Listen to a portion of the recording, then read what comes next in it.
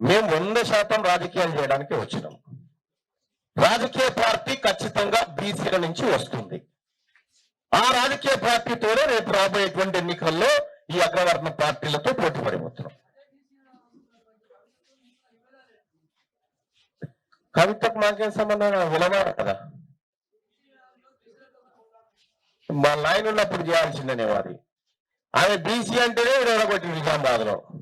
వాళ్ళ నాయన కామారెడ్డి గారు పోయి ముదిరాజు తల్లి పాలు తాగినట్టు ఓడగొట్టి జనం.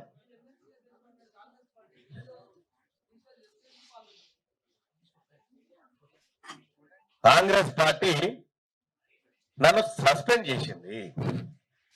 కాంగ్రెస్ పార్టీ సస్పెండ్ చేసినటువంటి సందర్భంలో నా అంతలా నేను పోవడం మంచిగా ఉండదు, అది మీకు తెలియదు కాదు.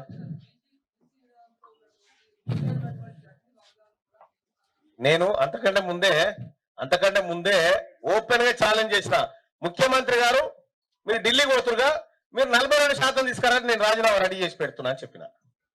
అంటే కేవలం ఆ యాక్టింగ్ లో, ఆ డ్రామాలలో పాల్గొనడానికి బీసీలు తెలివి తక్కువ లేరు. ఇవాళ నువ్వు ప్రజల్ని మభ్య పెట్టడానికి చేస్తున్నావు ఆ కార్యక్రమం.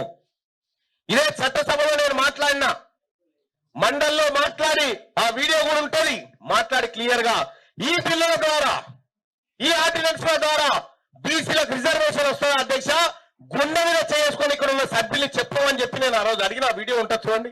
అంటే వీళ్ళంతా డ్రామా ఆడుతున్నారు అనేది అప్పుడే పసిగట్టినాం. కాబట్టి ఇవాళ అన్ని పార్టీలకు దూరంగా బీసీ ప్రజలకు దగ్గరగా మా ఎస్సీ ఎస్టీ మైనారిటీ సోదరులను కలుపుకొని ఈ బీసీ ఉద్యమాన్ని నడిపిస్తా ఉన్నాం.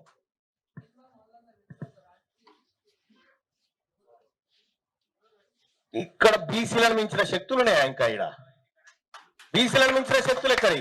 వాళ్ళు పిడికిన మంది లేదు, వాళ్ళ తాన శక్తి ఎక్కడిది? వాళ్ళ కాడ శక్తే లేదు. ఇన్ని రోజులు మా శక్తి వాళ్ళ శక్తి. కాబట్టి మా శక్తి తిన్మార్ మల్లన్న చుట్టూ ఉన్నది, తిన్మార్ మల్లన్న వెనకాల ఉన్నది, ముందున్నది బీసీ సమాజమే ఉన్నది. మా అనగారు బిడ్డలే ఉన్నారు, మా ఎంబీసీ కులాలు ఉన్నాయి, మా మైనార్టీలు ఉన్నారు, మేమున్నాం. ఇవాళ మెజార్టీ పక్షాలైన ప్రజలున్నాం, మా వెనకాల ఉన్నది ప్రజలే.